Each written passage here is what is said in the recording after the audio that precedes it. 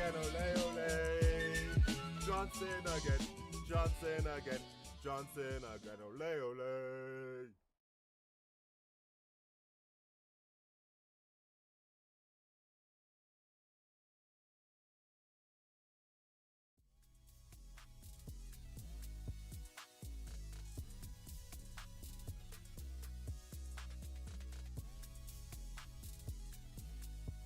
Now we're unmuted. What's going on, yo? What's going on, man? Big ups, bro. What's up, Jihyun? How you doing, my friend? Big ups. Welcome back. Welcome back to the channel. Welcome back, man. Today we're doing a Tottenham versus Aston Villa match preview. So be sure to drop that like, drop subscribe, and let's cook, man. Let's get right into this. Let's waste no time. Let me just make sure that everything's good. I'm also live on Instagram right now as well. I am live on Instagram as well right now too, so we're gonna see how that goes. What's good, Mohammed? Big ups, bro. Big ups, Mohammed. Let's see how this all goes down. I'm live on TikTok. So we're live on 3 platforms right now. We're live on Instagram, TikTok, and YouTube. So yeah, man, we taking over. We everywhere.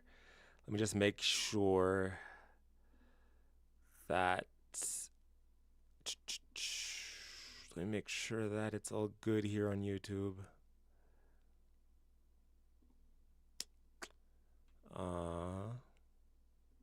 Okay, cool. Let me make sure that TikTok's good as well.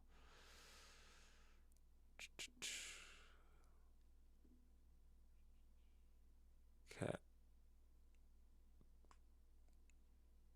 Wait, hold on here. Bro, TikTok's always starts bugging on me, man. Okay, I think we're good. Is YouTube good? Why did YouTube stop? Wait, did they? Okay, now we're good. All right, cool. I think we're solid. What's good, Richarlison Lover? How you doing, my friend? How you doing, Richarlison Lover? Let me make sure it's look good too. Oh, what the hell?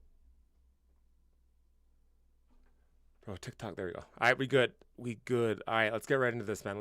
So yeah, of course, as I'm sure we all know, we have a very, very big match here coming up on the weekend.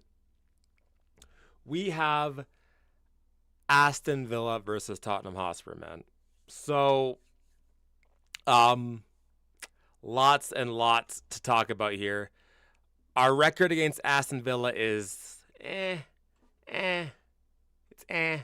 It's not the best. It's not the worst either. Also, if you're on Instagram, by the way, guys, I'm not going to be able to read the chat. Actually, let me see if I can pop this out. If I can pop up the chat, then I can read the chat. But I might not be able to pop out the chat.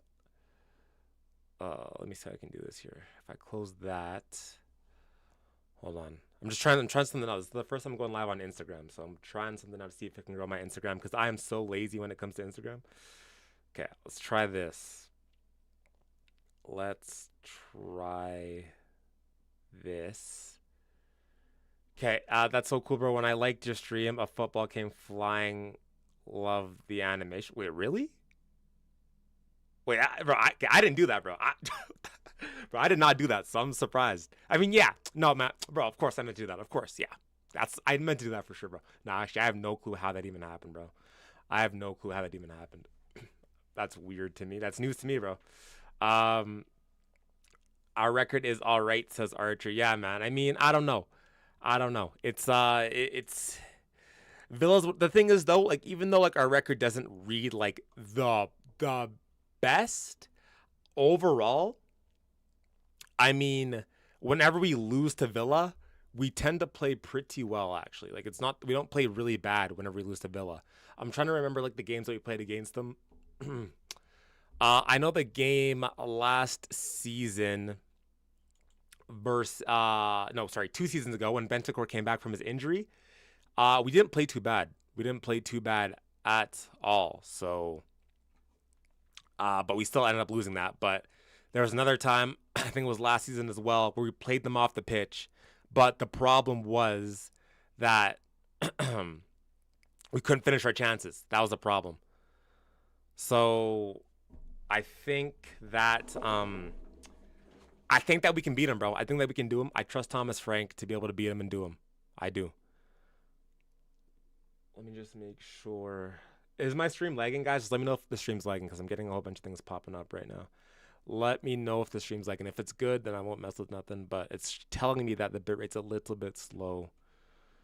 So let me just pop up into here really quickly and fix this. All right. Cool. So now I should be able to bring up this. All right. Besides Rogers, who do they have? Well, I mean, I think Watkins is injured. We're gonna get into the whole preview, but I think Watkins is injured. Their defense is solid. Is Tielemans is injured as well, I think, as well. I think they have a lot of players out, actually. Villa had a poor start, but now they're locked in. Even though, so here's the thing about Villa, too. Even though they had a poor start, the games that they've won 4 games in a row. And even with those 4 games, 2 of them were in the Europa League, which, I mean, who did they beat? Bologna and someone else. Listen, they're good teams, but they're not like the upper echelon of teams. And then in the Premier League, the wins that they have gotten haven't really been totally convincing either. So while they are getting a bunch of wins right now, they're not exactly playing to the best of their ability. So that's what I'd say with that with Villa. But yeah, the stream looks normal to me. All right, cool. Thanks. Thank you so much, Mohammed. All right, let's get into the preview here. So I have so many freaking, bro, if I could like show you guys my screen right now, my screen is insane, bro. I have so many freaking tabs just opened. It's a lot going on right now, man. There's a lot going on.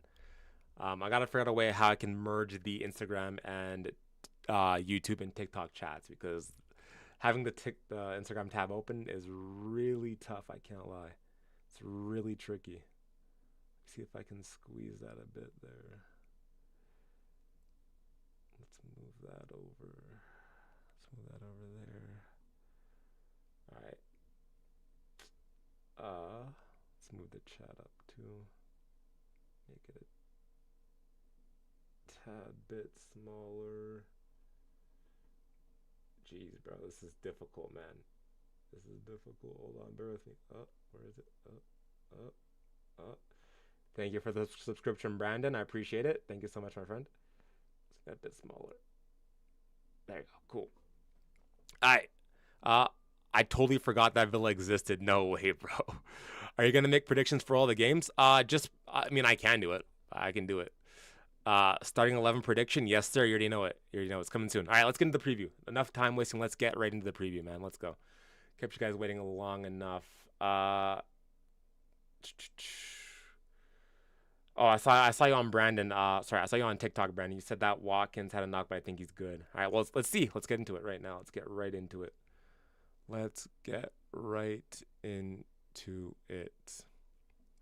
Okay. So if we have a look here, we're gonna start with some team news first. Then we're gonna get into the whole preview. So, because I actually have a lot of interesting things that I really want to talk about when it comes to the news that's going on right now. But so Randall Colomwani is in contention to feature versus Aston Villa, says Thomas Frank. Now this one is freaking huge, man. This one is absolutely huge, bro. It is huge. Obviously, Colomwani, a loan signing that we brought in over the summer, but we have only seen him play like one game. I think he came on like as a substitute against Villarreal, I think it was, and then we never saw him ever again. So for Colomwani to be back is fantastic news for Spurs. And listen, I doubt that he starts. There's no way that he starts, but if he can even come off the bench as a substitute, I think that would have a good impact on the game. And then it's just a matter of building up his fitness. He's been training for a couple weeks now. He's been training all international break. He's had 2 games behind closed doors, I think it was. So I think a feature off the bench, last 10 minutes should give him enough to start getting going, and then just ramp up his minutes as time goes on. But because the thing is, he needs to stay. And then now when it comes to Richarlison, I'm like, bro, get this club. He's dusty, bro. Like, Richarlison, for me, he pulls me in different directions, bro. Pause. Um, it's like I think he has the quality to have very good moments, but then at the same time, he can be so ineffective. He can be so ineffective. Like if he isn't doing like wonder goals, banging goals in, then what is he actually doing? His hold up play kind of sucks. It's not really that good. Solanke's better at hold up play. I'm not sure about Mwani, but Solanke is by far better at hold up play. And then when it comes to Richarlison, I think his link up play isn't as strong either. It comes in spurts with Richarlison. Like he goes through these purple patches, and the thing is, like when he's actually on form, he's actually a really, really good striker. But the problem is that he's not on form a lot, which is the overall problem. So for Richarlison, I think he's also been playing a lot of minutes as well. I'm surprised that we've actually kept him really fit. When it comes to Richarlison, he's been playing a lot of minutes. So we definitely need to be rotating him. I think if he actually has the competition, he's able to rotate really well and effectively. And I think his game will go up as well. But yeah, I think Richarlison, man, I think between Solanke, Kolo Muani, and Richarlison, between Richie and Kolo Muani, it's those two that are going to have to prove themselves to see who's going to be the striker or the backup striker going forward. Even between Solanke too. Like Solanke, when he comes back, if he doesn't have a good season, he could be on the chopping block as well. So our striker situation is all up in the air, and we're going to see what's going to happen at the end of the season. But yeah, for me, I'm super hyped for Kolo Muani to be back potentially. Kolo back, Bosh, yes sir. I want Kane back. I would love Kane back, man. Kane would take this. They would take us. Shit, bro. Should I even say it? Should I even say those words? Should I even say the words? Should I even say the words, bro? Dare I say title challenge? Dare I say it, bro? Kane being in this team makes us so much better. Can you imagine? I still think we need a left winger too, by the way. So we still need a left winger. But can you imagine? Kane, Kudus, Xavi, Madison, Kulusevski in the 10 or in the 8, whatever. And then on the left wing, you have obviously no more Savinho, but Semenyo, Yildiz or whatever his name is. Who else? Bro, just imagine, bro, what could become of this team with Harry Kane up top, man. Game changer for us. Game changer. Richie is sadly not on the level he used to be at Everton. I wonder why. I don't know. Injuries. I don't know, man. I don't know. I'm not sure. Solanke, Teller, Richarlison, Muani are great strikers to have at a club. Yeah, listen, bro. That's a lot of good options. But like on paper, it looks really good. But when you actually watch them and then their consistency / inconsistencies, it flatters to deceive. It honestly does. Like when you actually compare their consistency and like their flashes and stints and stuff like that, it actually flatters to deceive, unfortunately. So I don't know, man. I'm not sure. I'm not too sure. But yeah. I don't know why that's cutting off there on the single output. But yeah, let's get into the next piece here. So this is Thomas Frank talking about the home crowd and how it needs to be a fortress. So Thomas Frank says, we would like our home to be a fortress. Can we make our home an unbelievably difficult place to come to? Then the job is half done in terms of what you like to try to achieve. And that is like an unbelievable cohesion between the team and the fans. It cannot only be the team. It cannot only be the fans. It needs to be both. We need to bring energy to each other. We need to work unbelievably hard, perform well, try to be positive, but also need a little bit of help. Tottenham Hotspur Stadium has honestly flattered to deceive as a whole. I can only count like a handful of games like where the stadium has been proper rocking. Outside of North London derbies, London like Chelsea derbies, the odd European night where it's like a big match. Like I think back to Frankfurt. I think back to Bodo Glimt at home. I think Bodo Glimt at home was like the best I've ever seen the Tottenham Hotspur Stadium. But overall, the stadium has been kind of lackluster. And I know a lot of this is also dependent on the team. Like, of course, the team has to play better for the stadium to be better. But overall, I mean, the stadium has been kind of lackluster. Like I keep hearing people saying that, like, oh, like the soul's been sucked out of the stadium, tourists, whatnot, all that stuff.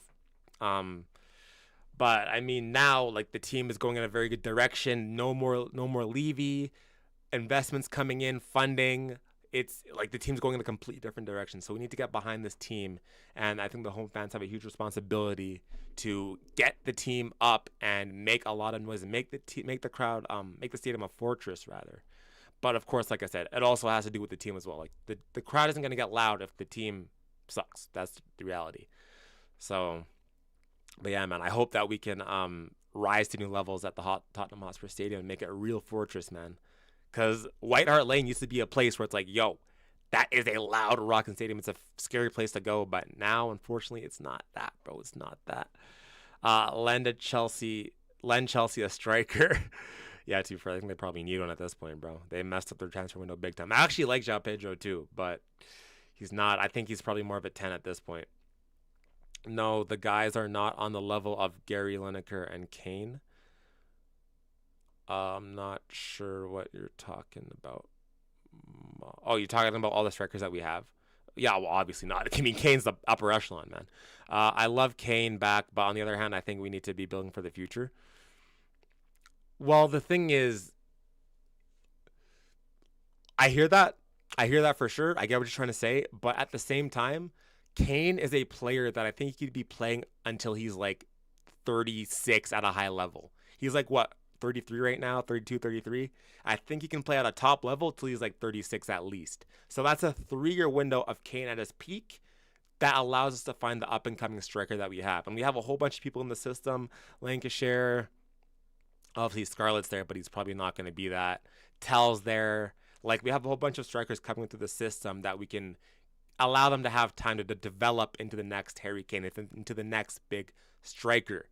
But like, bro, if you ever had the chance to bring Kane back to the club, where that would take us in the immediate time would be unbelievable. And then, of course, as Harry Kane gets older, he's gonna have to rotate anyways, which is a perfect scenario. Like you have a striker that's old but can still bag you goals, and then you could have like a young player that can work alongside of a Harry Kane, which would allow that player to have more time, learn off of Harry Kane, and not rush him. You know what I mean?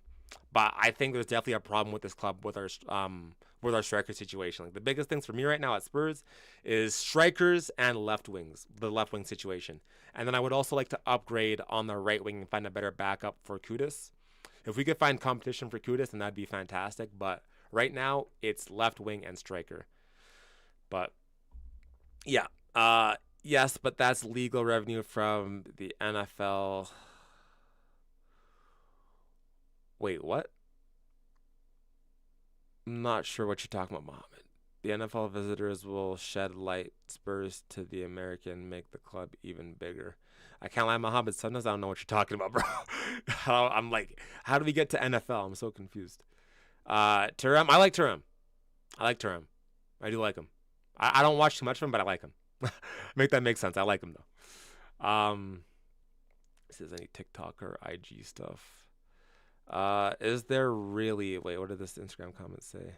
Is there really any chance Colo starts? It's most definitely going to be Richarlison versus Villa. No, he's not starting. No way. No, Colo's not starting now. Moani is not starting. You don't worry about that. Garnacho and Jackson might be able to solve the problems. Bro, for Chelsea's stature, relying on Jackson and Garnacho is ridiculous, man. That's ridiculous, bro. That's ridiculous. I mean, the renting of the stadium to NFL games. Yeah, but what about it? Well, where did the revenue part come in? I'm so confused. Like, I don't know how we started talking about revenue. Like, yeah, it is legal money, but I don't know how we even got to revenue. I'm so confused. Okay, let's get to the next one. Let me close some of these tabs.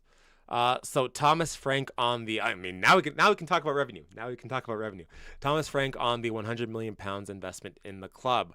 First and foremost, I think it's hugely positive that the Lewis family is clearly showing the interest in doing everything they can to improve the club and back the club and wants us to be as successful as possible. How we will spend the money, of course, we will keep that for ourselves. Right. So, yeah, I mean, unless living under a rock, of course, Spurs have received a cash injection from the Lewis family. Also, side note, every single interview that is going on at Spurs right now is just talking about, oh, the Lewis family, oh, the Lewis family this, the Lewis family that. It feels very reminiscent of Marinakis and his aura at Forest, bro. Oh, Mr. Marinakis, Mr. Marinakis. Now you have the Lewis family. You know what I mean? But no, I mean, obviously, I don't think Thomas Frank's going to complain about getting a cash injection. I'm very curious to know like what he plans to do with the money. I'm hearing names like Ivan Toney. I like Ivan Toney too, but I feel like we can do better than Ivan Toney. I like him, but I think he's on like a similar level to like a Solanke, if you know what I mean. Like I want someone that's gonna be better than Solanke for sure. But yeah, that's just Thomas Frank talking about the cash injection, and yeah, he's gonna be happy for sure. And then I didn't actually talk about this, so I'm just gonna cover this now. Like this was broken a couple days ago, but of course, the new structure for Spurs, we're gonna have two sporting directors, which is very unique because, just so you guys, I'm assuming you guys all know, but for those of you that don't know, typically teams have only one sporting director, and the sporting director is involved for shaping the team and their vision. Obviously, it's like a collaboration between everyone at the club and the structure and the hierarchy, but the sporting director mainly guides how the club is supposed to go. So they select things like the coach. They have a huge say in what the coach is, the transfers, the youth development, all that stuff is what the sporting director kind of takes care of, and they set like the pathway and the just the pathway forward for the football club. So for a team to have two sporting directors is very interesting. When you look at how Fabio Paratici was managing Spurs a couple seasons ago and the coaches that he was hiring, he was super fond of a guy like Conte. He's like, the sporting director typically dictates how the team's going to play. So he's going to hire the coach that's going to play towards what the sporting director wants. So Conte was very defensively focused, super structured, that sort of thing. And that resonated with what Paratici wanted for the club. So that brings me to this. Is it going to be Johan Lange dictating how the club's going to play and the future of it, or is it going to be Paratici, or is it going to be like a coalition? Obviously, Johan Lange was instrumental into bringing Ange Postecoglou into the club, and Ange is complete polar opposite of what Paratici kind of wants out of a coach and a manager.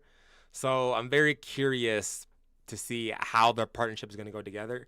Now, from what I've understood is that it's almost going to be some sort of like Johan Lange takes care of the youth side, and then Paratici takes care of the actual senior squad things and the transfers. So Johan Lange is going to be focusing on the youth and the academy and that sort of thing, and then Paratici is going to be focusing on the actual like senior team transfer players coming in. So it's going to be interesting to see how that's going to pair out together. And I was listening to a podcast on the Fighting Cock, and there's this guy, they were talking about like typically like when it comes to business, and I can even like give some insight to this too. When it comes to business and like firms and teams even as a whole, typically you're going to either want two scenarios. You're going to want either one person at the top, or you're going to want 3+ at the top. The reason why is because if you have 3, at least you can have sort of like a majority of rules. So 2 versus 1 type of scenario. Or you have a board, a collective of people making the decisions. If you only have 2 and they're both entrusted with leading, who gets the final say? Like, if they don't agree, who's going to get the final say on what's going to happen? You know what I mean? So it makes it very confusing on that sense. And then on top of that, I guess the big thing here that they really did define is that, like, because Paratici will be focusing on the senior players and the senior squad, they shouldn't clash. But at the same time, like they're both officially sporting directors. So it's going to be very interesting to see kind of how they both work in coalition together, and if they ever do disagree about something, whether it's like bringing a player into the club, into the seniors team, like what are they going to do there when it comes to, like, let's say God forbid, knock on wood, Thomas Frank starts performing poorly and the time to sack starts coming up. What if Paratici wants to keep Frank and then Lange wants to sack Frank? Like, well, what's going to happen there? You know what I mean? So it's going to be very interesting to see what's going to be the dynamic between the relationships. But like, I'm trying to think if there's any other clubs who have two sporting directors. I don't think there's many. Like, I really don't. What the hell, bro? Ads. I really don't think that there's many teams that have two sporting directors. Just do a quick Google search because it's really uncommon. Have two sporting directors. Let's see. I legit think Spurs are the only one. Oh, Brentford. Can I be a sporting director? I mean, I don't. I think you have to have like some sort of like background for it. How would you become a sporting director? You probably have to have like connections and like experience of like being in the game and managing. Um, they need a third sporting director. They need a third person to decide for the majority. Yeah, that's what I'm saying. Like, it's typically you have at least three. If you're gonna have two, you gotta have another one, or you just have one. Like, it kind of makes it kind of tricky when you have just only two, because you want to have like a majority ruling or a vote. Like, it's either like more the merrier or just have one. You don't want two. But yeah, let's see. But either way, if we were to have two, this was the exact scenario that I would have liked, because I liked Paratici's senior signings more than Lange's senior signings. I mean, now obviously you had Lange bringing in Kudus, Palhinha, Kolomouani, Simmons now, but I don't know if that was all down to him or if that was more of like a entire Tottenham thing. Either way though, I think I prefer Paratici's senior signings more than Johan Lange's senior signings, because we still have guys like Romero, Udogie, who brought in Lange brought in Vicario, I think. Paratici brought in Romero, Bentancur, Kulusevski. Who else did he bring in? Oh, I'm drawing a blank here. But overall, he had some pretty solid senior signings, so that are still that are big, crucial parts of this team to this day. So yeah, I'm super happy with it, man. I like the way that the club's going, and I just want to know how they're gonna work together. But now, this is what I really wanted to talk about before we get into the whole match preview here. Ange Postecoglou is making a lot of headway in the news right now. So, man, let's break this down here. I'm gonna give my honest takes and thoughts on this, because it's a very interesting thing that Ange has said, and I really want to break it down. Because, as you guys probably know, I was a huge Ange sexual. Pause. I was a major Ange sexual. I loved Ange to death. Even when things start getting hard, I wanted him. Like, I can't lie. I wanted this guy gone really badly. But then at the same time, those first 10 games had me clinging on to any sort of hope that he could win us a trophy. And then when he finally did it, when he finally won us that trophy, brother, my head was gone. I was like, fuck it. I don't care about last season. He won us a trophy. He needs to stay. He can take us in the future. We're going to be amazing. Now, that was the emotional side of me talking. Objectively speaking, I think it was better that we sacked him. I think it was.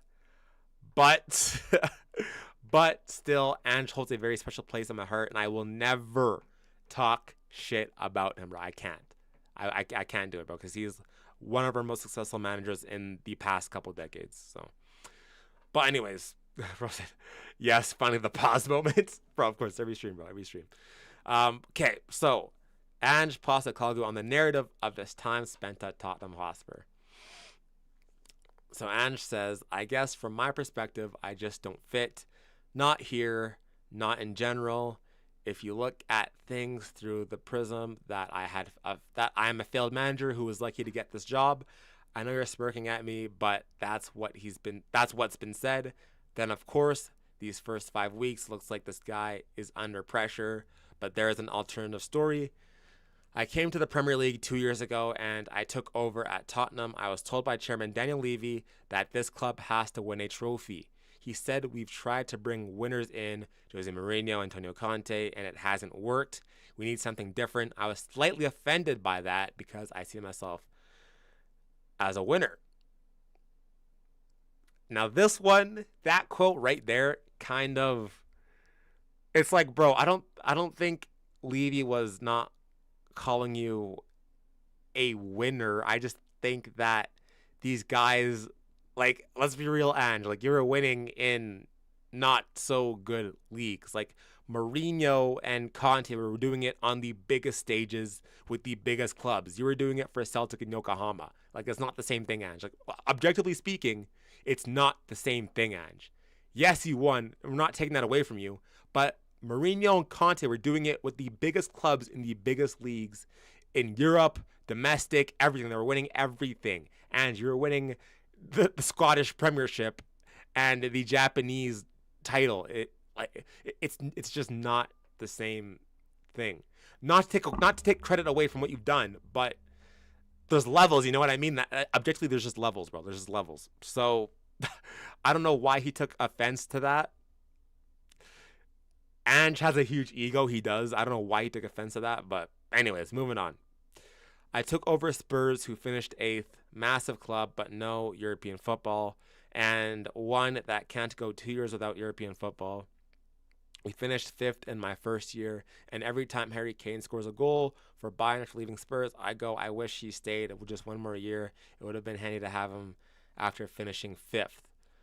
But somehow that first year has disappeared from the record books. It was even used as a reason for me losing my job because even Tottenham decided to exclude the first 10 games. Yet the first 10 games here at Forest are important apparently. So this is where the gymnastics comes in here. I hear it, Ange. I hear it. I get it. I get it. I hear it. He's low-key speaking facts. Like, it's very disingenuous to praise Ange for his first 10 games while simultaneously knocking Ange for his first 10 games at Forest. It's kind of disingenuous.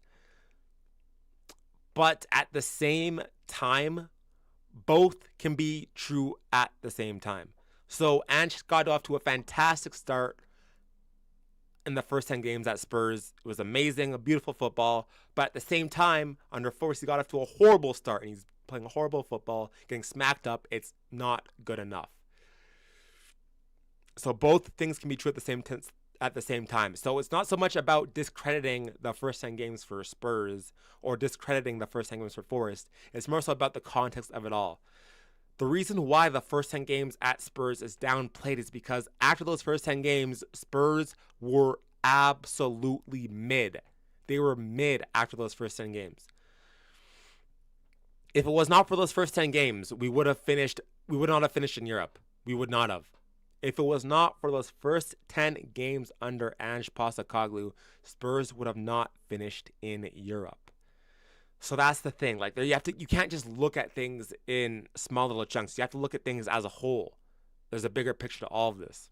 So when you look at his time at Forest, I would say for Forest, it's a different scenario because Forest don't exactly have the quality and the luxury of time, if that makes sense. Because if Ange keeps on performing bad, Forest might get relegated.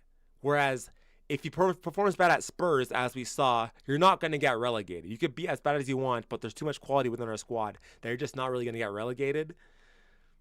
With Forest, though, there is actually a real possibility of them getting relegated if the form like this continues. So he can't just really be like, oh, well, they're knocking me for my first 10 games, and then now they're not even giving me the first 10 games at Spurs. Like, it just doesn't, you can't really pull that. I hear what he's trying to say, but there's context around it all. That's why. But let's keep going with this. But anyway, we finished fifth. I got them back into European football, which is where a club like Tottenham should be.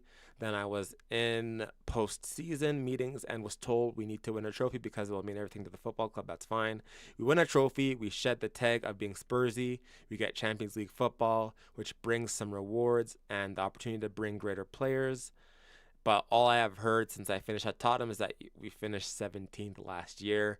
So if you look at it through the prism of finishing 17th, then I am a failed manager who is lucky to get another opportunity. But again, if I have to explain why we finished 17th, it's really basic.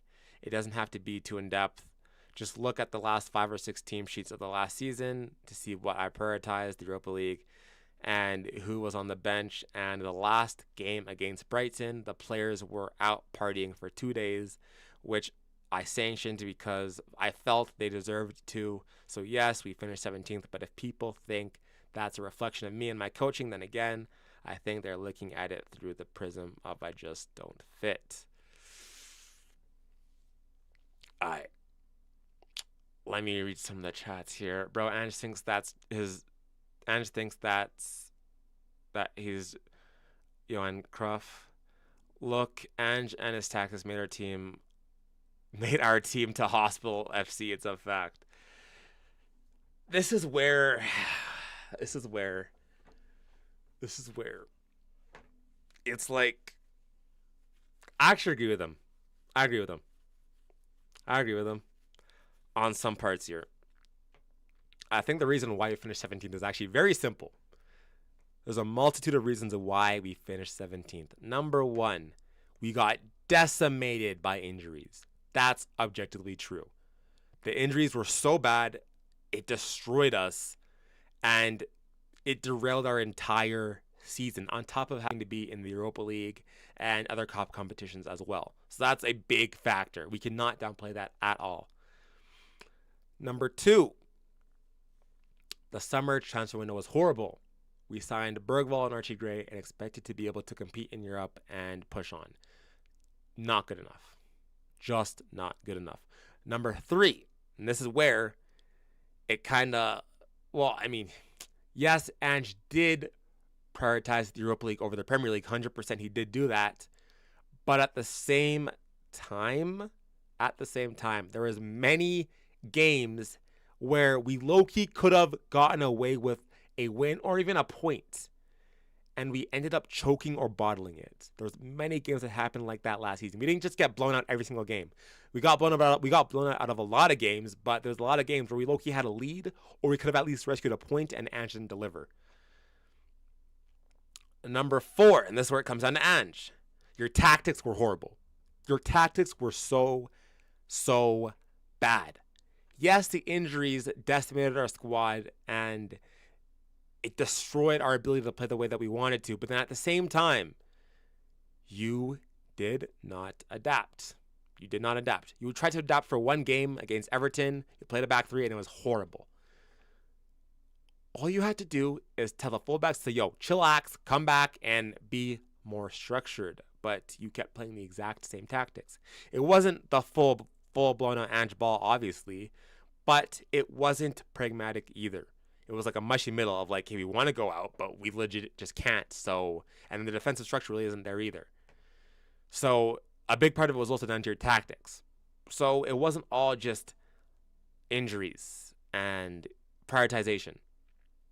And another thing that I want to say is that Ange said that he prioritized the Europa League after we won the Europa League, okay? He didn't say this while we were losing to Everton, while we were losing to Brighton, while we were losing to Chelsea, while we were losing to Arsenal, while we were losing to City. Well, maybe not City so much, but you know what I mean? He didn't say that while we were in the middle of the worst run of our lives. He said that after the season was done and after we won the trophy. My problem with this is that it just seems like a very basic cop-out. It's easy to say that, just look at the team sheets and say like, look what we prioritized. But at the exact same time, you didn't make that very clear to the fans verbally. We had no clue what you were doing. We just assumed that, we had to assume that you were countless games of torture, bro. If we hadn't won the trophy, can you imagine what the meltdown would be? The fact that he prioritized the Europa League and disregarded the Premier League, making fans pay the premium tickets to go see your team play, and then not prioritize it, that's kind of crazy, bro. That's kind of crazy. So that's my main gripe with that. But overall, he's low-key right. Like, it's not rocket science to why he finished 17th. It's actually pretty simple. Some of it's on him, some of it's not on him. I think it's like 50-50. But at the end of the day, he should have just adapted his tactics to deal with the injuries. Thomas Frankie's doing that right now. We have injuries, Solanke, Madison, Kulusevski, and we're adapting to what we have right now, trying to get the best out of what we have right now. That's what Ange should have done, and he didn't do that. But I mean, yeah, and that's where you kind of got to look at, like, you cannot just be like, oh, Ange finished 17th, but then not also give him credit for the Europa League. You have to take both into tandem, and I think it balances each other out. I think it like levels out both ways. But the reality is that he won us a major trophy, so I don't give a fuck. I just don't care. So, straight up, bro. Straight up. At the end of the day, he won us a trophy, so big ups to Ange. Let's go, man. And that wraps that up. But yeah. And then also, yeah, he dropped this crazy-ass quote. If you give time, the story always ends the same. Me and a trophy.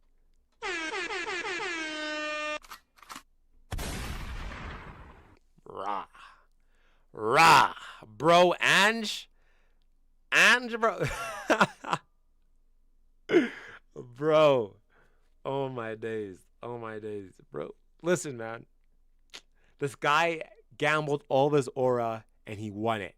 And he decided to double down again and gamble all of it again. And said, if you give time, the story always ends the same. And me and a trophy. Bro, what the bomba? Alright, Ange, let's see it, bro. Let's see it, my friend. Let's see it, bro. That's crazy, bro. This guy's always gambling his aura, man. For what, bro? You could just relax and chill, but this guy's always gambling his aura. Like, what's going on, man?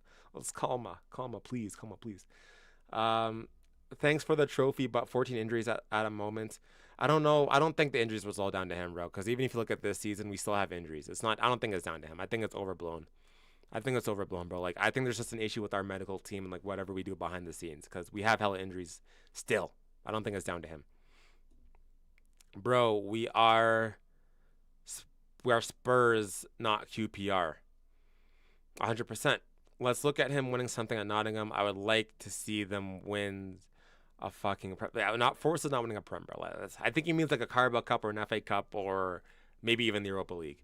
My goat, hate him, bro. What is good, my friend? What is up? Jihyun, 17th place is finish is unforgivable. But he won us a trophy though, bro. So that's what I'm saying. Like, you got to be objective here. Like, yes, we finished 17th. It's freaking horrible. It's horrible. But he won us that freaking trophy, bro. I wouldn't do it again. But if you had asked me at the beginning of the season, 17th in a trophy, I would have taken it. Specifically Europa League. If it was Carabao Cup, I would have said hell no. But Europa League, I would have taken it, because now what we're seeing. Here's the thing. When I watched like other rival teams like Arsenal and Uniteds and Cities and stuff like that and Chelsea's, they usually say that like for them, the biggest thing to get them going to start winning consistently was just getting that first one. When you're starting a new project, when you're starting a new system, when you got like a new whole coach and you're going like in a new direction, sometimes the biggest thing that allows you to have sustainable success and sustainable winning is just getting that first trophy. How many teams do we see that they get their first trophy and then they start to build off of that? Chelsea did it, Liverpool did it, United did it, Arsenal did it, City did it. Sometimes once you get that first trophy and proper backing and investment, it allows you to keep going and allows you to keep building off of what you had before, because you have the experience of winning. So that first trophy was crucial, and Ange laid the foundations for that. And now it's for Thomas Frank's job to continue that, which I think he's doing right now. Can we move on, guys? It was an emotional roller coaster. Yeah, no. Listen, I'm definitely moved on. Like, I could care less, but I just thought I'd cover it. And then also this, Ange Postecoglou could be sacked if Nottingham Forest lose against Chelsea this weekend. So yeah, let's see if he holds out. Let's see if he holds out, man. Let's see it. And then I just want to put up this last thing before we get into the match preview. Heung-min Son is rumored to go on loan through the MLS offseason to prepare for the 2026 FIFA World Cup.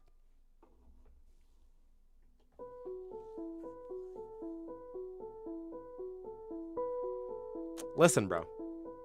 Listen. Listen. You think what I'm thinking? Are you thinking what I'm thinking? January. Heung-min Son. End of season loan. Come back to Spurs. Help us challenge for that Champions League. Help us on our push to top 4.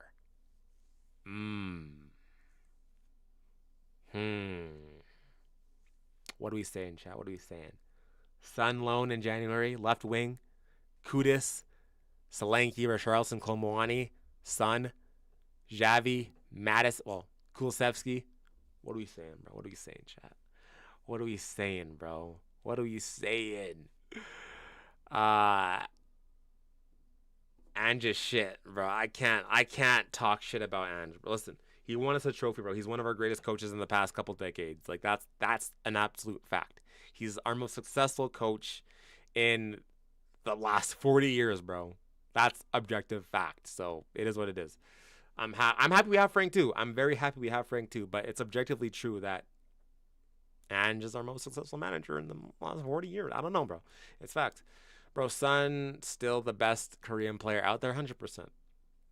Two completely different sides of the spectrum of managers. I agree.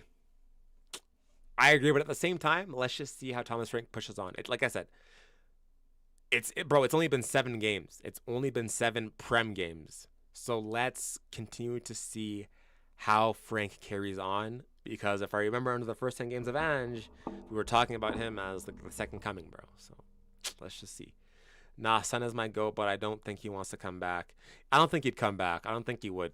But I would love him back, bro. I love him back.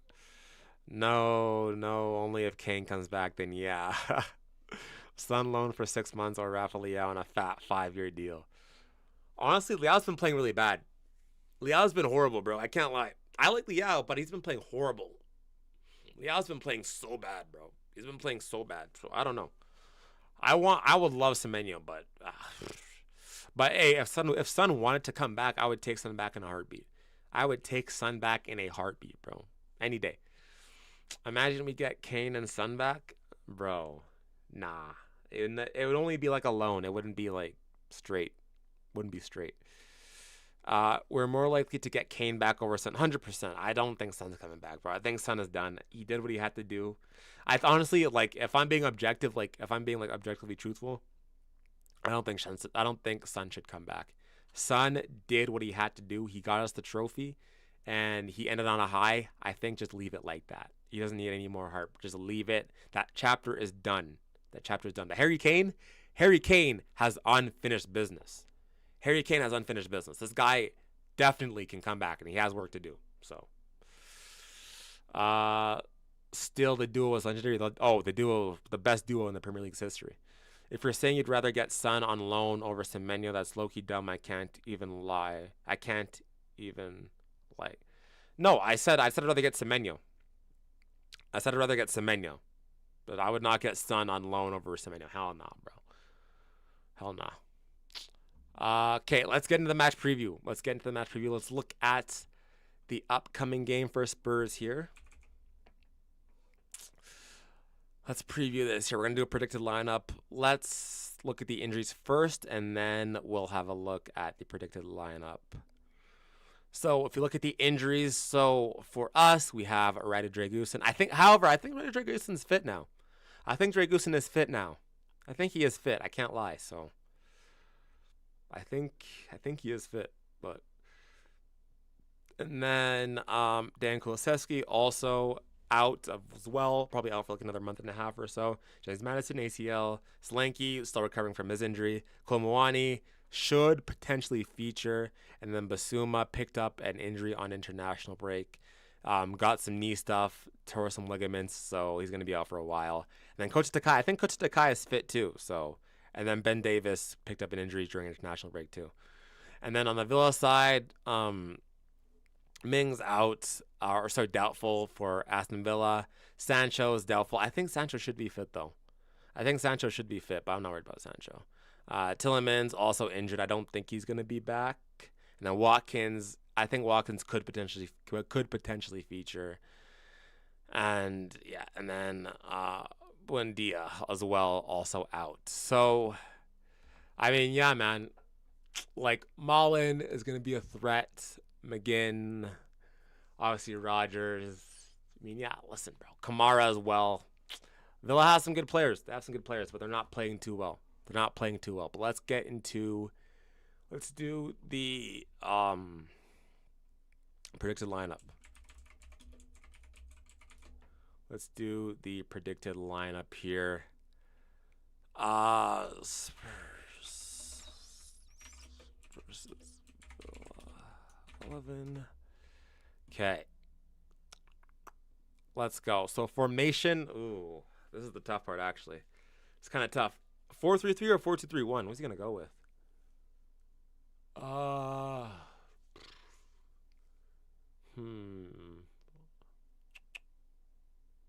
What did he roll out last game? What did he pop out with last game? He had the 4-3-3, I think, right? No, he had a 4-2-3-1. Bentancur, Polina, double pivot. What did he do against Bodo? 4-3-3 against Bodo. Fuck, doesn't even make sense, bro. I'm not just gonna. This is the hardest. I think he's gonna go 4-2-3 against Bodo. What do you want? A 4-2-3-1? What do you get? The midfield. Double pivot. He probably goes for a 4-2-3-1, I feel like. Because he probably wants a double pivot to shore up that midfield. I don't know. What do you think, chat? What do you think? What do you think? What do you think? Wait, hold on. Bro, I saw rumors of Sane in July. It ruined my summer with stomach ache. That player is shit. I think Sane's a bit past it. He's obviously not what he used to be. Son didn't really get us the trophy, though. He was a squad player in the Europa League, and he didn't even captain the final. No, but I meant like he was like a big. I mean, yeah, like he didn't really get us the trophy per se, but you know what I mean. Like he was a big feature regardless. Like he was shit in the final, yeah, but he was still a very big feature in that run. And you can't say he didn't, bro. In the group stages, he was fantastic. Or in the league phase, I guess. In the league phase, he was fantastic. He was amazing in the league phase, and he got injured. That's the problem. He got injured, so he missed a lot of games as well. And he started to fall out of form. But yeah, Sane's good. But I don't really rate Sane that much. Well, better than anything we have. All I want to see is Moani start. He's not going to start. Anyone know if Takai is real? I swear Takai is not real, bro. This guy is not. No way he's real. Villa might as well play with 10 men instead of Watkins. He's useless. Yeah, Watkins has been horrible, bro. He's been horrible. Ji-hyun says 4-3-3. I better not see Bentancur and Polina together. That's what I'm worried about. That's what listen, this is predicted. This is not what I think. This is what I think he's going to do. I'm sure he'll play Polina again. He's going to play Polina. The new midfielder GOAT of Spurs. Make him permanent. I agree. We'll either win 4-0 or lose 2-1. I don't mind Polina starting, but I don't want him with Bentancur in this game. Ronnie says Vicario, Poro, Van de Ven, Udagi, Polina, Bentancur, Bergvall, Xavi, Moani, Kudus. I think it goes 4-3-3. It'll be a 4-3-3 with. I think the back four is pretty solidified. I think it's going to be Vicario. I think it'll be Vicario, and then Poro, Romero, and then of course Van de Ven and Udagi. Udagi because I think this game is going to be suited a lot more towards Udagi. Villa doesn't like wing play. Villa does not like. They like to keep things narrow and tight. They don't let teams play through the middle. They don't like wing play, so I think Udagi would be perfect in this type of game. And then as well as I think he's gonna give Spence. I wish. Wrong Xavi, other Xavi. And then this is where like, bro, is he gonna play Bentancur, bro? Oh man, I can't lie. He might do it, bro. I think he might do it. I think he might. Tell will start again. I think Tell will start too. I think he'll start too. I think he'll start too. Hear me out though. I don't even mind Tell as a player, you know. Bro, one game, you know. It's one game, bro. Bro. One game, bro. This is the thing about our fan base, man. This is the thing about our fan base, bro. The guy has one good game. One good game. And now we're out here talking like, yo, he's not that bad, you know, he's not that bad. Brother, let him settle. A little bit of patois, a little bit of Jamaican for you guys. Let him settle a little bit, you know. Just chill. Calma. It's one game, bro. There's one game. Just give it time, bro. Time. Let's not go in too early here because we know what happens when we go in too early. Let's give it time, please. Let's give it time. Because I remember, like 3 games ago, we were like, Raw Tell is shit. So let's just hush. You know, just time. Time, please. Time. I still don't really rate Tell that. I don't really rate Tell that much still, bro. I really don't. I really don't rate him that much still, bro. Honest to God, I really don't. I really don't, bro. But let's just give it time. Let's just see what he's going to do. Let's just give it time, bro. BJ could be useful. See, I actually really agree with this. I'm thinking, bro. I actually really agree with this, bro. He could be very useful, Johnson, in this game, to be honest. I think he could. Oh, what's good, Emmett? Big ups, brother. Big ups, my friend. Want to see Johnson as striker. Yeah, but the things with Johnson as striker is that he might get bodied against the Villa center backs. That's the only thing. He might get bodied. And then on top of that, man, I don't know. He might get bodied, bro. I can't lie. He might get bodied because we lose that aerial threat if we... Especially because Villa like to clog the middle up. They like to pack the middle. Like, I don't know if I'd play him striker in this game. I think maybe off the bench against tired legs, but... or a striker with 2 up top like we did versus PSG. I don't think we got to do that against Villa, though. I think we got to take the game to Villa. I think Villa will sit back. I think what Villa's going to do is that Villa's going to pull exactly what Bournemouth pulled. They're going to sit back and they're going to press us so freaking hard, man.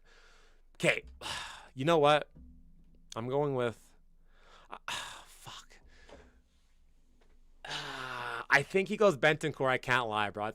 There's no way, though. If I was Thomas Frank, bro, like... Because Villa are going to press us... Bro, Villa have a fantastic press. Because Villa are going to press us so hard, you have to have players in that midfield that are able to take the ball and turn on a pivot. You can't have Bentancur and Polini in there because if you do, they're going to be under so much pressure. They can't handle turning on a pivot like that. Bro, I would play Bergvall. I would personally play Bergvall, to be honest. What's this? My stream disconnected. What the hell's going on? Whatever, bro. I would personally play Bergvall. Like, I would personally... Are we still up? Wait, what happened to my stream? What the hell? Are we good? Is we good? Oh, no, we got it on YouTube. Oh, we chilling. What the hell? I don't know why I'm saying that. We're reconnecting. What the hell? Alright. Weird. I would personally play Bergvall. Because I think we need a player that's able to turn on the pivot and just go. Because Bentancur's not really press resistant like that, but I feel like he's going to play Bentancur. Or he could play Star too. He could probably play Star. Star's in form as well. I feel like he's going to play Bentancur, but I think he's going to play Bentancur. I'm going to put Bentancur. I think he's going to do it. This is not what I want to see, but I think he's going to do it, bro. And of course, Kudus on the right. On the left, gonna go... Actually, let's start with the striker. Striker, let's go for... I think it'll be Tell. I think it'll be Tell. Where's Matisse? I think it'll be Tell. And on the left, I think he'll go with Odegaard just because Odegaard's in form. Because Odegaard's been playing decently well, and then the link up between him and Udagi and Xavi has really been fantastic. So I think this is what he's going to go for. I think this will be the lineup, chat. I think this will be it. This is what I predict. This is what I predict. This is what I predict. Tell has good link-up play with Kudus and Odebear, though. He plays better with them than he does with Solanke and Johnson. Yeah, I think, but listen, it's one game. Let's just see how it continues. But I definitely, if we're isolating the last game, just like last game specifically, yeah, I do think that Tell does seem to be pairing very well with Kudus and Odebear. I think there's a good partnership that's forming. Solanke shit, bro. Hayden, bro. Man. We can't play with 10 men versus Villa. Oh, you talking about Tell? You talking about Tell, Ronnie? So can't play. Are you talking about Johnson? Oh man, I don't even know who you're talking about. That's the funny part. I have no clue what you're talking about. There's a lot of people you could be talking about. That's the funny part. Johnson again, a yes sir. I know we don't need to play like that against Villa, but I mean that's how I'd want Johnson to play as a striker. Yeah, but I wouldn't change the system for Johnson, bro. I wouldn't change the system for Brendan Johnson. Should we buy John Durant this summer window? This winter window? Yeah, he's on a loan right now.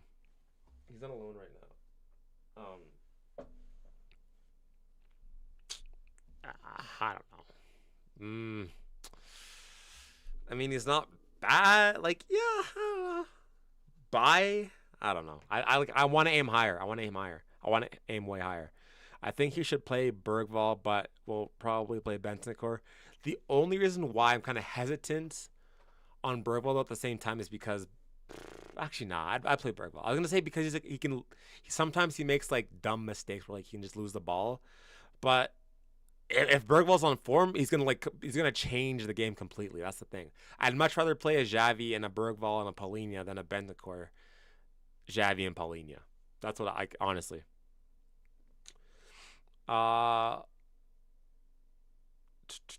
Bentancur didn't make mistakes stop the hate. Bentancur makes lots of mistakes, bro. Bentancur is, I've been saying, bro, watch Bentancur, just focus on Bentancur for like 20 minutes. This guy has an IQ of 20. Fine, maybe not. This guy has an IQ of maximum 80. Not even 70. Max 70 IQ, bro. His football IQ is so freaking bad. He makes the most dumbest decisions. When he thinks he has a bunch of time, he's so casual and lackluster, and then he just loses the ball, bro. I'm telling you, Bentancur is not a smart player, bro. I'm telling you, man. His IQ is just when Tell begs a hat trick against Villa with a Travella and 2 bicycle kicks, I expect an apology from everyone here. If Tell does that, I will single-handedly get on my knees and I will start glazing him like crazy. Again, pause. But there's no way that's gonna happen. There's a higher chance of me doing that than Tell doing that. Let's be real, bro. That's not gonna happen, bro. That's just not gonna happen. I don't think Bentancur makes mistakes as much, just the wrong decisions. Yeah, that's what I mean. Like his brain just does not. His brain is not like the rest of ours, bro. Like he does not. He's so like the decision making sometimes is just so bad, man. Like he's the definition of Spursy. His decision making is so bad, so bad. He doesn't make mistakes leading to goals. He's just a bit so he's Aston. Like yeah, like bro. Bentancur is much better than Casemiro though. What is we doing, bro? Casemiro's pushing what, like 35, bro? He's unk. Bro, he's not. I don't think that's much of a flex to be better than Casemiro at this point, bro. To be honest, bro. Frank knows football more than us, and he rates Bentancur, so give him some time, I guess. This is where I'm like, bro, 100% Frank knows more than us, but at the same time, I think we all watch this sport, and I think we all have like a decent idea of like kind of like what typically should happen overall.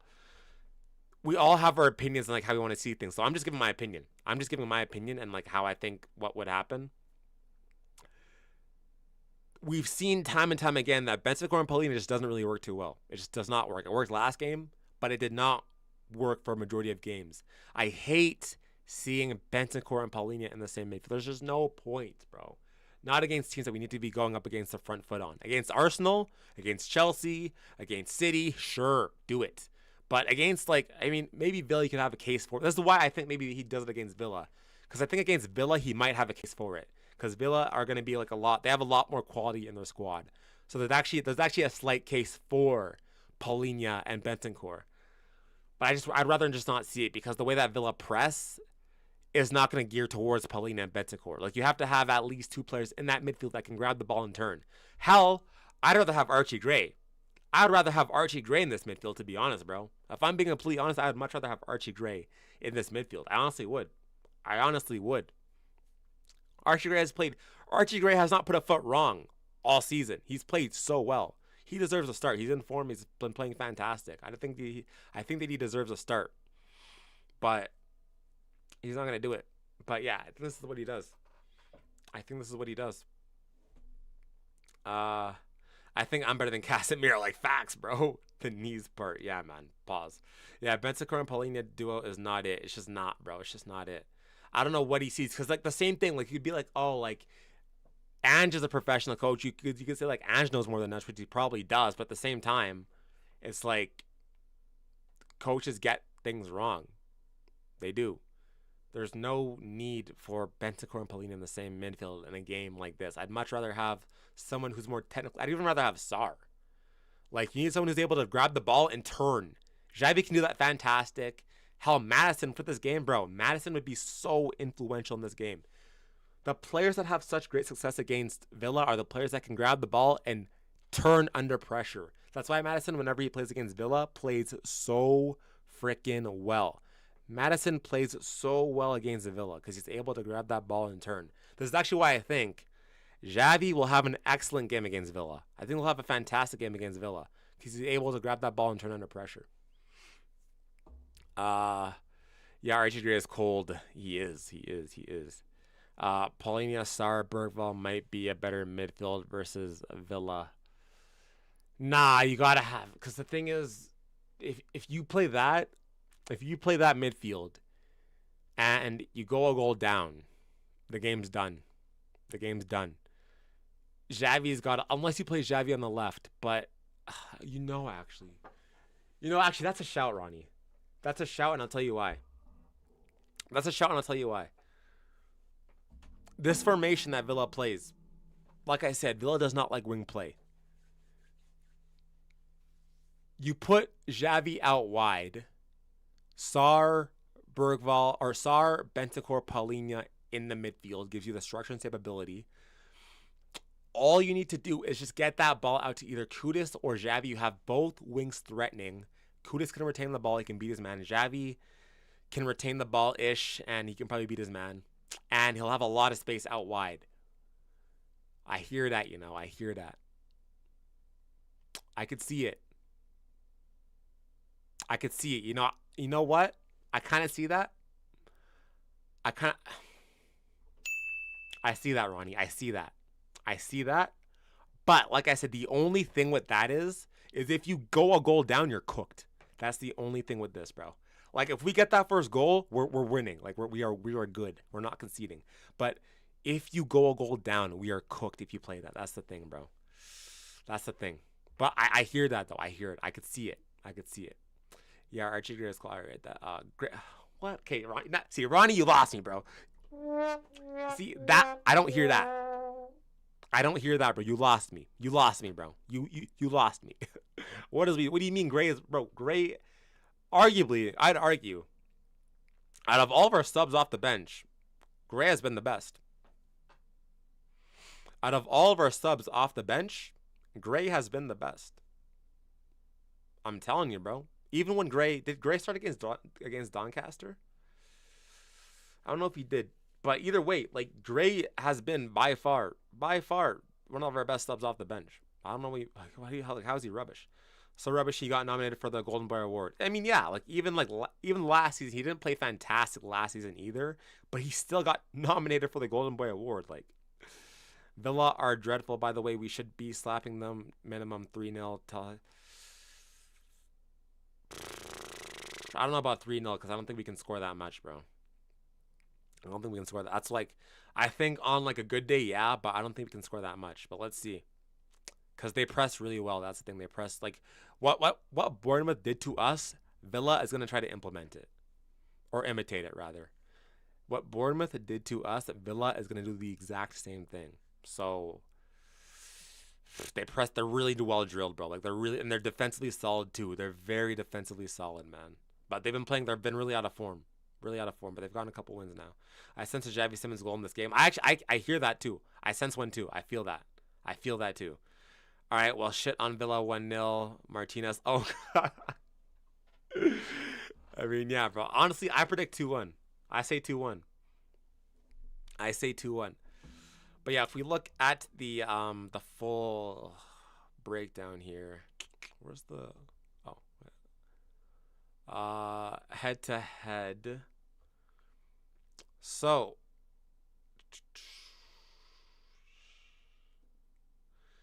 if we look at if we look at the last couple of games here for Spurs versus Villa, so they obviously beat us 2-0 last season, and they beat us in the FA Cup as well, 2-1. And then even though, listen, in this game, in the FA Cup, we played horrible, but we still could have gotten something out of this game. If we took our chances, we could have gotten something out of this game. In the FA Cup there. This game we were shit. 2-0 was shit, bro.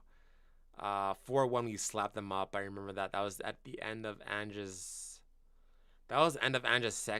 second season, or first season, right? I think it was. And this was the one that propelled us into Europa League. And then 4-0. What was this game? Why don't I remember this game? Timo Werner. Wait, no, this was the. No, sorry. This was the. Wait, I don't remember this game. What game was this, bro? What game was this? Yeah, no, this was the one at the end of the season. This one was it. Yeah, this one was it. That got us into the Europa League. And then this one was at the start, I think. Bro, I don't even know, man. Too many games here, bro. But yeah, our record against Villa is It's actually pretty even, to be fair. It's pretty even.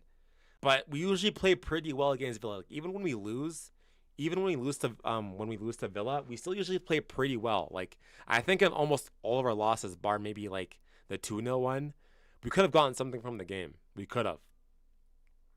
And maybe the FA Cup one, but we could have gotten something from a lot of these games. So we usually play pretty well against Villa. So yeah, I back us to win 2-1. I say 2-1. That's what I'm predicting. I think Villa will be a very well-drilled team. I think they're going to press us hard, but I think we'll be able to. I think once the game starts opening up, I think that's we can get them. I say 2-1. And then yeah, like obviously Rodgers. I mean, Rodgers has been so poor too. Rodgers has been horrible. Kamara, we gotta watch out for though.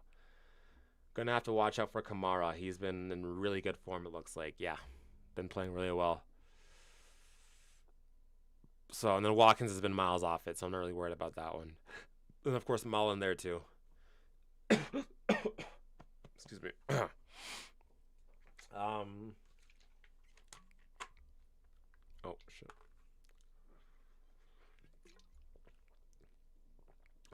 Gray's a bit hated because he had to play in the center back, and that's not fair. I mean, yeah, but like I think if you like have any sort of ball knowledge, you can kind of see that that's not his position. So if you look at this season, he's been playing so well. I don't see Villa scoring against us. Facts, Gray played out of position all season as an 18-year-old and had grown men shitting on him. Yeah, bro, like it's simple. Like that's why. And he still got nominated for the Golden Boy Award. I actually think that time in center back actually helped him. I think that helped him a lot, to be honest, bro. I think it helped him a lot. And we're kind of seeing it now. Real ones remember that Reguilon own goal versus Villa. I don't. I actually don't. I do not remember it. But yeah, I think that we're going to win 2-1. What are people saying? Yeah, overwhelmingly Spurs. I think that we're going to win 2-1. I think that Xavi will be the man of the match. I think Xavi will have an excellent game if he plays in the 10. Assuming Xavi plays in the 10, I think he'll have an excellent game. And then we also have off the bench, assuming Muani is there and Richarlison is there, we're going to have Muani, Richarlison. Let's say that we start with Odegaard. Gray off the bench, Bergvall, Sarr, potentially a Radu Dragusin, Danzo's there. So yeah, there's going to be a lot of options off the bench there for us. So Brennan Johnson there too. Even though I don't want to. Actually, to be fair, Brennan Johnson off the bench I think would be crucial. I think Brennan Johnson off the bench in this game could actually be a game changer depending on like how the game goes.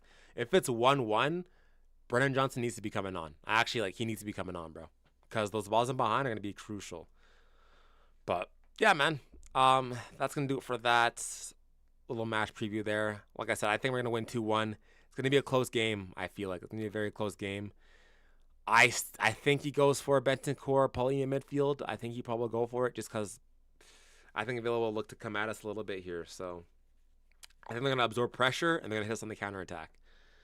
So I think he's gonna go for the Paulinho Bentancur midfield. But let's see, man. I think Tug has to start. I think I like the Odebear Udagi link up with Xavi and then Kudus as well. Been playing absolute baller, man. So let's see how this team fares. Let's see how it goes. But yeah, man. But yeah, what do you guys think? What score predictions? What are you saying? Score predictions. What are we saying, chat? What are we saying? Score predictions. What are we saying? Score predictions. What are we saying? He spooned it. Top bins. Tell robbed off Golden Boy Namen. Aye, bro. Aye, my friend. I would let Tell play at left wing. Maybe he can do something. And after that, change him with BJ. Well, I wouldn't do that because like Odebear has been playing fantastic. Well, not Odebear has been playing at a decent level on the left wing, so I don't see why you would need to play Tell there. And then like what would you play Richarlison striker? Richarlison's not really in form either. So I'd rather just play Tell up top because he's been playing decently well, and then play Odebear there with Udagi. That's what I would do. 9-0 Tell double hat trick and Mwani hat trick as a. Yeah, bro. And also Harry Kane to come back and score a screamer from the halfway line. So what the hell, man? Oh my gosh. Actually 10-0 with Martinez. This guy, bro. Hey, 100%, bro. You're right. 100%. You was right, bro. You was right. Let's look at the other stuff going on around the league. Let's look at the other stuff happening around the league. Liverpool United too, bro. It's a good game. Good game coming up, bro. Liverpool United, chat. Liverpool United. What are we saying for that one, bro? Liverpool United. Got that on the horizon. Well, what's happening what's happening here on this weekend? What's going on?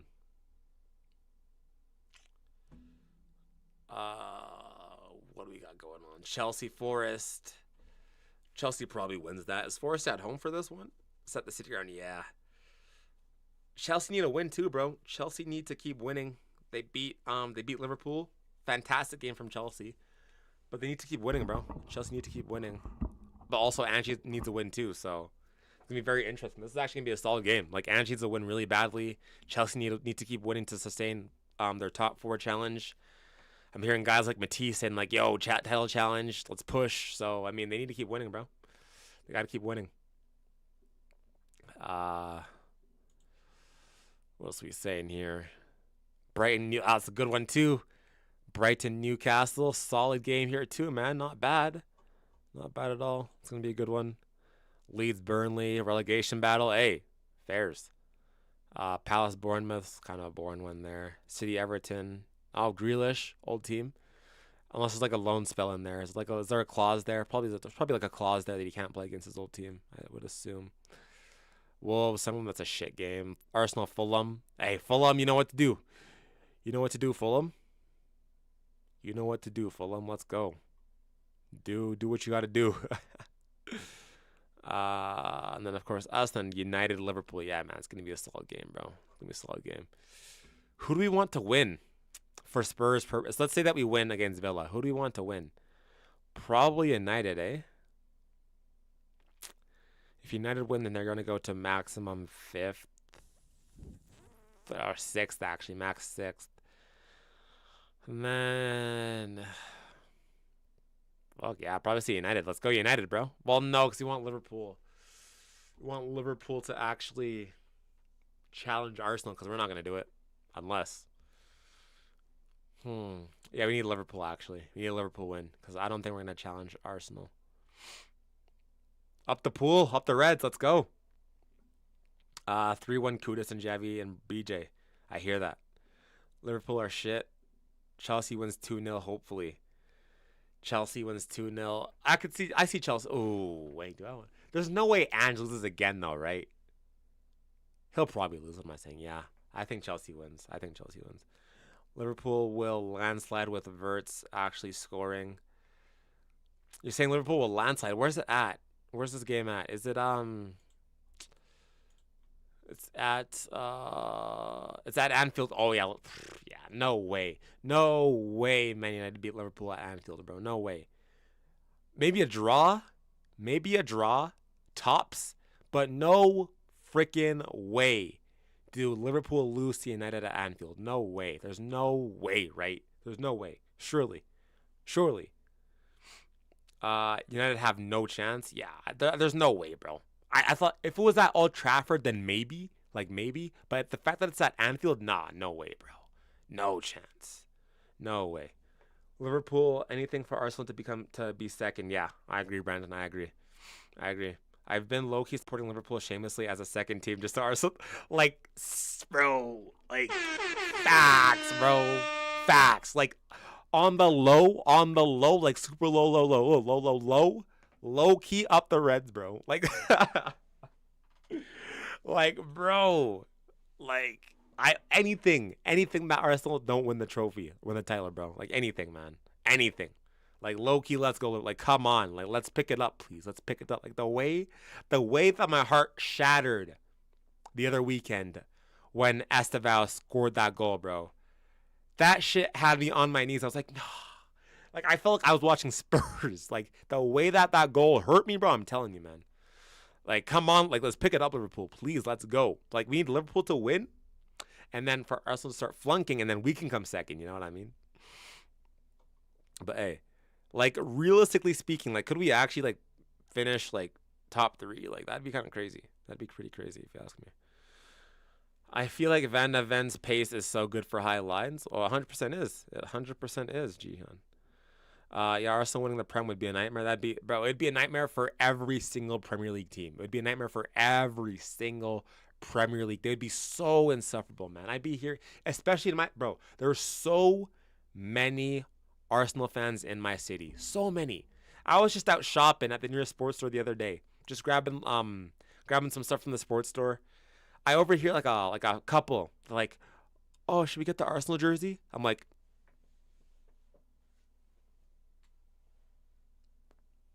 huh? Say it. Sorry. Should we get the what jersey? Mind you, this is in Calgary, Canada. The fourth, fifth largest city in Canada. All I hear from behind me in the lineup, yo, should we get the Arsenal jersey? Bro, what? Bro. That's crazy, bro. There's so many freaking Arsenal fans in my city, man. It's so insufferable, bro. And then I see whenever I go to the mall, I see Arsenal fans wearing their kits out. It's bro, come on, man. This is in Canada too. This is in Canada as well, man. It's mad, bro. They're everywhere. It's an infestation, bro. It's like parasites, bro. Yo, if United wins, that guy probably should make an appointment with the barber. Yo, if United wins, that guy probably should make an appointment with the barber. Which guy? Who? I think City will win the league, to be honest. Yo, if I could go back to my... Actually, let me pull this up. Because I literally had this prediction. I literally had them as a dark horse, bro. What did I predict this? What did I say? Yeah,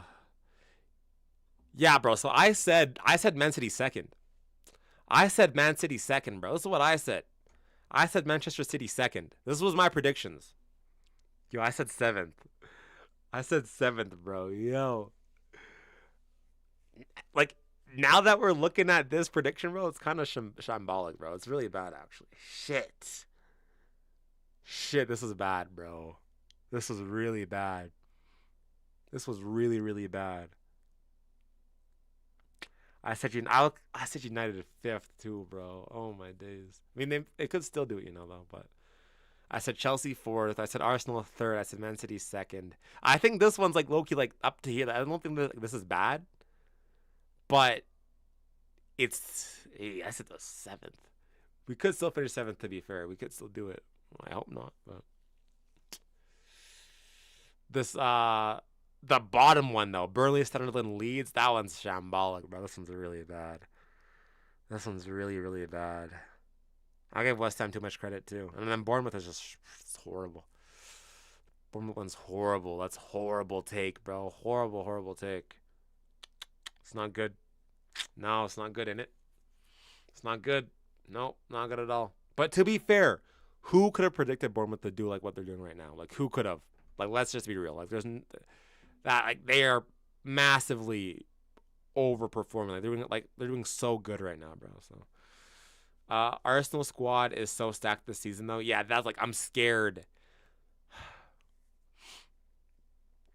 If Arsenal go out of the Champions League early, I'm scared. I'm very scared. If Arsenal go out of the Premier League or out of the Champions League early, I am very, very scared. But if they stay in it a long time, we're okay. But if they go out early, bro, I'm very, very scared. I'm super scared. Cause they have the depth to challenge, bro. Like their depth is insane. Their depth is insane, bro. But let's see. It's their mentality. It's their mentality that let's see what's gonna happen there. There's no focus on City to win at all. Everyone thinks it's Arsenal versus Liverpool this season. When City will probably end up being top by January. I don't know about top. Listen, I rate City highly. I had them second. I had them to challenge Liverpool actually. So I had them second. I think that Pep is an excellent manager, of course. I think they'll figure out anything that comes up. So I had them second, bro. So maybe. The meme guy who said that he will shave his head if United wins 5 consecutive matches. I don't know who that is. I'm not familiar. I don't know who that is, Mohammed. Bournemouth gonna finish top 10. Yo, also, if you guys want me to to react to stuff like that and you know what I mean. If you guys want me to react to certain stuff and that sort of thing, put stuff in the Discord server. Alright? Put stuff in the Discord server that I can react to if you guys want me to react to memes and stuff like that. Where's the channel for it? React. I'll put it at here for everyone, just so everyone can see. But yeah, man, if you guys want me to react to stuff like that, put it in the Discord server. If you're not in, I'll send an invite right now to people in the chat. Get in the Discord server, guys. Get in the Discord server. I'll put the link in chat for you guys. Get in the Discord server, man. Let's go. Let's get some more people up in there, bro.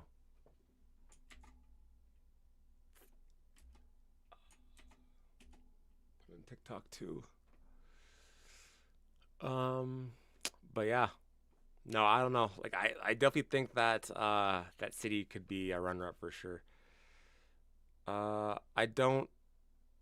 Bournemouth gonna finish top 10. I don't think it's time to get worried about any team yet, though. We were first by now 2 seasons ago, and we ended up missing out. Yeah, no, it's too early. But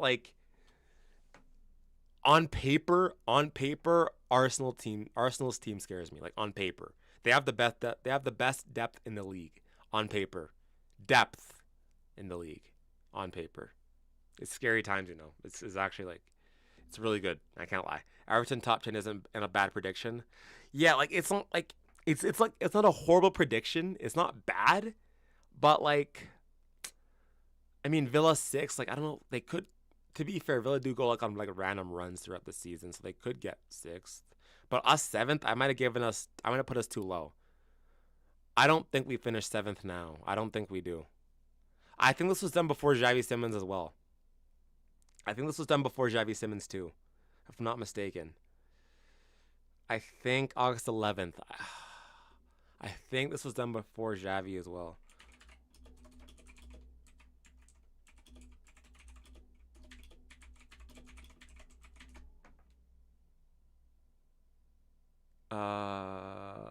Yeah, this was done before Xavi Simmons too. So I was really worried about us not having a 10.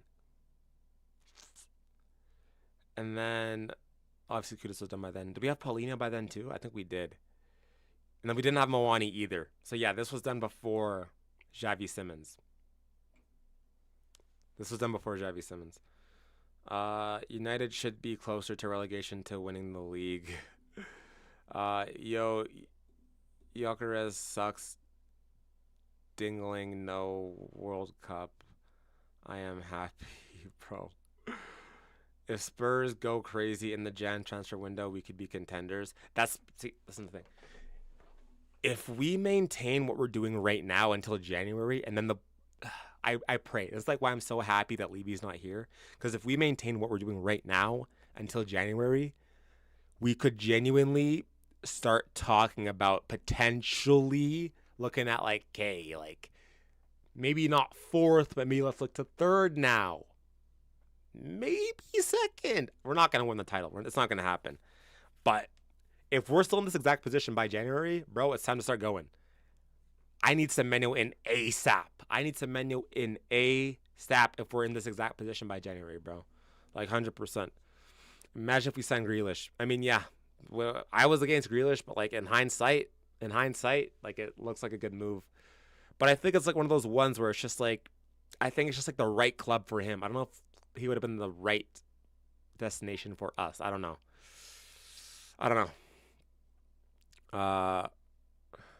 Don't say that, Grealish. No, this guy, bro, does not rate Grealish. Renan. I hope I pronounced that right. Renan. But yeah, man, I don't know. I mean, just looking at the table right now, like it's pretty close, bro. Like the teams aren't too spread apart. I'm shocked how bad Wolves and West Ham are, bro. I'm shocked, man. Not a single win for Wolves. Almost had it against us, but not a single win. West Ham playing horrible. New coach now, though, so let's see what they do.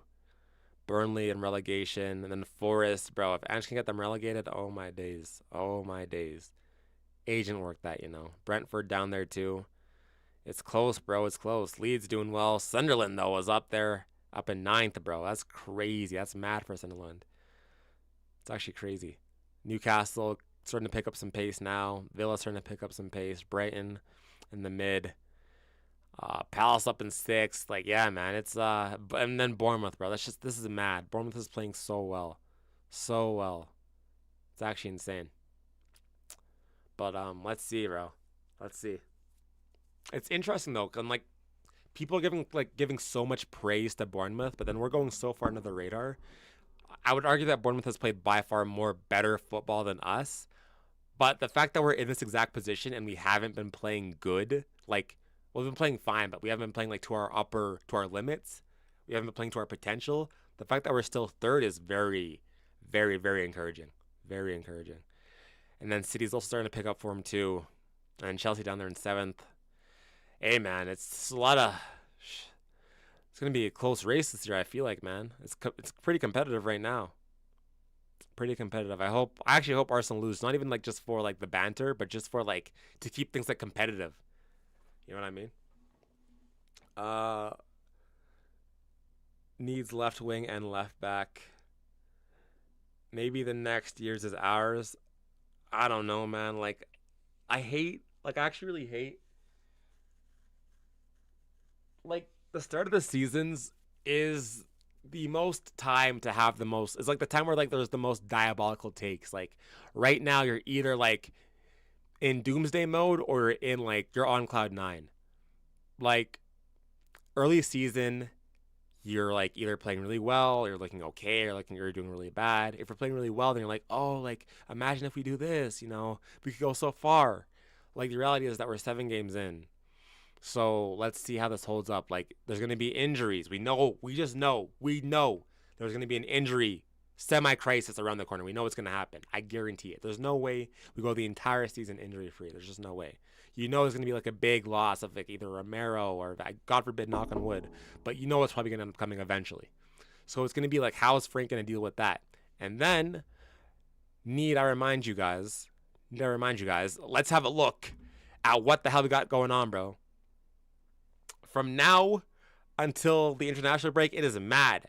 Villa, good team.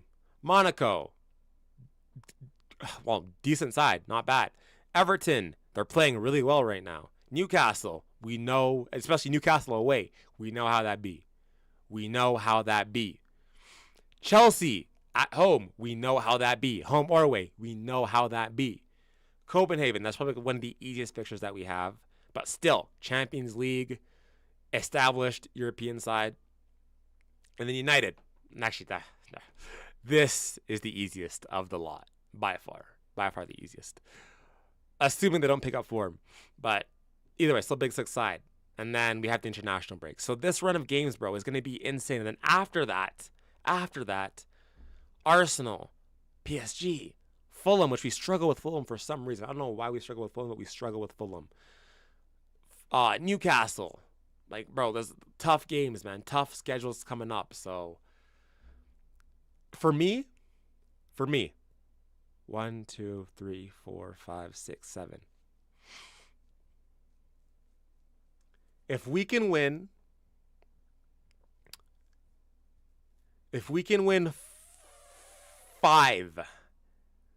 5 out of these 7 games, I'm very, very encouraged. I'm talking. I'm gonna start talking about bigger things if we win 5 of these games. If we go for like a 4 wins, maybe like a 2 draws, and like a loss, we're on the right track still. So let's just see how these games shape up. I think these games before this next international break is going to tell us a lot of where we're going to be at this season, I think. It's going to show us a lot, bro. It's going to show us a lot. So let's see how this is going to shape up, man. If we can win 4 at least, bare minimum 4 games, I'm encouraged. 4 games, I'm encouraged, bro. Let's see how this is going to shape up. I'm not sure. Martinelli or Semenyo? Semenyo. What the... Bro, Martinelli's booty cheeks, bro. Ban him, he said. Sign Marta Smelly. Isn't Semenyo friends with Kudus? They're from the same country, so yeah, they're very close friends, very close friends. We would have a Ghanaian duo there on the wings. Yo, Jihyun, no good talking about Gooners here. No, we can talk about Gooners, but we're not gonna sign him, bro. Hell no. You can answer. You can swear on his name, but no praising. Playing Newcastle at St. James Park is never easy in the EFL Cup. That's what I'm saying. Like, probably like. If I had to pick a loss out of the schedule, it's gonna be Newcastle and Chelsea. Those are gonna be the losses. Newcastle and Chelsea are gonna be the losses most likely. Like to go from Newcastle away Wednesday and then on the Saturday go to Chelsea Chelsea at home. It's like that's tough, bro. I can't lie, that's tough. That's really tough. So yeah, for me, 4 wins and I'm happy. 5 and like we're gonna start talking about real shit now. Like we're gonna start having some real proper conversations. Real conversations. But at the same time, I mean, if I assume that the 2 losses are going to be like a Newcastle and a Chelsea, that's just 1 loss in the Premier League out of 1, 2, 3, 4 games. So 1 loss out of 3, that's pretty good. And then the Champions League would be clean, and then Cup would go out, obviously, if you lost that one too, which would suck. But yeah, man, lots and lots to think about, lots coming up, bro. Lots of stuff coming up. Kudus, you have a mission. Yeah, bro, Kudus got to play like an agent, but he's got to start recruiting, man. He's got to start recruiting.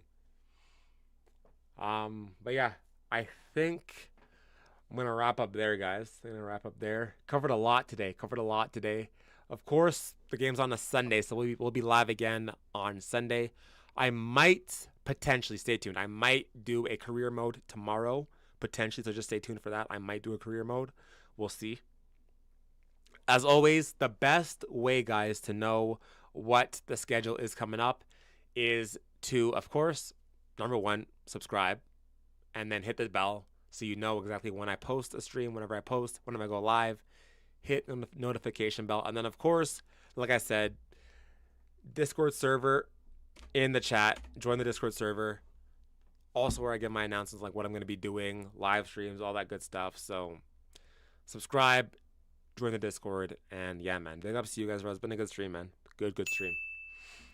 No, come on. We need to stay motivated. I believe in I believe in Frank. Nah, man, like I'm saying, like I just gotta see like what's gonna happen. What's gonna happen after after this little split that we have coming up. It's gonna be super interesting to see what's gonna happen. You should post a match reaction after every game. I should. I'm just freaking, bro. It's so because I usually go on We Are Tottenham TV after, and then usually I have stuff to do after that because I'm freaking so busy. So it's really tough. But yeah, literally, like I need a clipper, bro. I need a clipper. I mean, I got my guy Hayden, but I don't like to trouble him too much. But yeah, man, it's just a time thing. But you know, you're right, Jihyun. I should be posting a match reaction after every single. But I usually do that. I usually do my videos. I don't listen. I don't like to. I really hate. I really hate just turning on my camera whenever I'm making YouTube videos. I really hate just talking to the camera. I really hate it. Like I only do that like if it's like an emergency meeting type of thing. I love the creative side of YouTube. I love posting like creative YouTube videos with edits and like actual engaging content. Like guys, if you haven't, you gotta watch this video, bro. You have got to watch this Kudus video because I like to do match breakdowns rather than match reactions. Like, I love editing. I love the creative side of YouTube. I love this. Like, this is what really makes me really so like. It's my passion, bro. I love this. The problem is that I don't really have the time always to like do this, and these take time to put out. I hate just turning on my camera and talking, bro. I hate it so much. I think it's boring. Like personally, I wouldn't want to just watch someone that just talks to the camera. So I would be weird of me to assume that other people would want to just watch me just talk to the camera and not like have like visuals and stuff like that. But I only do that if it's like an emergency, like where I'm like, okay, I gotta talk shit. That's when you know it's serious. You know what I mean? But yeah, I much more prefer the creative side, which doing the instant reaction like this with the breakdown takes time. It takes a lot of time. For anyone that wants to start YouTube, what I would say is the fastest thing that you need to outsource is editing. It takes so much time. Takes so much time, bro. So, but yeah, I love making videos, man. I love making videos. Yeah, your vids are bangers. I appreciate it, bro. I appreciate it. But yeah, I'd much rather just like give you like I'd rather it's like for me it's quality over quantity. I'd much rather give you those type of videos rather than just me talking to the screen. I've watched all the vids and streams. No, Muhammad, bro, you're a G. You're a G, Muhammad. You're always here. Jihyun too, always here. Everything, bro. Muhammad's always supporting, bro. Always supporting, man. Streams and replays as well. Nah, like top G, bro. Top guy, bro. I should make you a mod. You've been here long enough. I should make you a mod for sure. Let me shit, how do I do that? I always forget how to do this, man. I always forget how to do this. How do I make you a mod? Wait, I think I can do it here. Mark as mod. I think I should do it now. I think there should be a mod now, Muhammad. I think you should be a mod now. I think it should pop up. I hope. You should have a wrench now. Is that how you do it? How do I do it, bro? Do I go to like... Hold on, let me just make you a mod really quickly. Let me make sure it's... I don't know if I can do it from here. My friend edits for Kai Cenat and he's so busy. Your friend edits for Kai Cenat? Oh, shit. Oh, actually, side note, guys. I will be starting a Clippers channel. I'm going to be starting a Clips channel, so it's going to be called CDO Clips. It's going to be called CDO Clips. So I'm going to be starting a clipping channel very soon. And then I want you guys to be a part of that. So guys who have skills of clipping, who are good with clipping, want to make some extra money, any revenue generated from that stream, from that channel rather, it's going to be distributed among you guys. So yeah, I'm going to be starting a clipping channel very soon. And then I'm going to have some clippers. It's going to be you guys. If you guys want to clip for me, then we can talk. And yeah, because I got to get my face and my content out there more. So I'm going to be starting a clipping channel very soon here. But let's see here. I want to make Muhammad a mod. How do I do that, bro? How do I do that? How the hell Do I make you a mod? There you go. Add as moderator. Can you chat matches? Can manage blocked words, manage chat modes and live, and also keep us standard. Just make you standard mod. Okay, you should be good there now. Should be a mod now, Mohammed. I'll make Jihyun a mod too, because you've been here for a while too. Make you a mod too, Jihyun. There we go. Alright, you guys are mods now. Big ups. Alright, cool. Should be mods. Should be good now.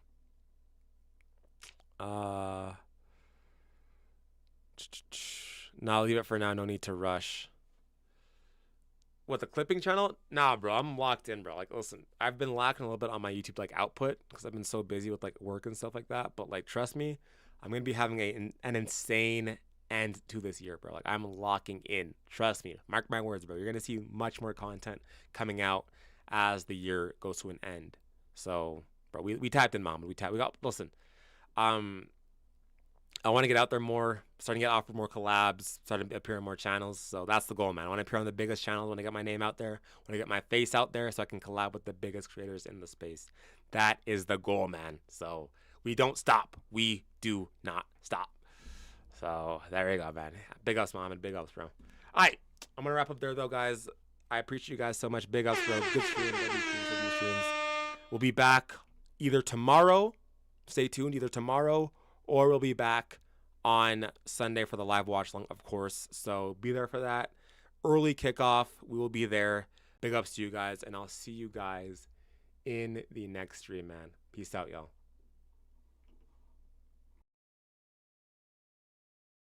Come on,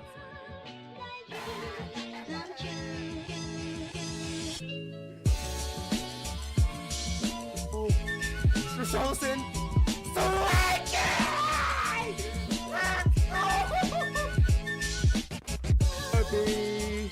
In that number. Oh, when the Spurs go marching in.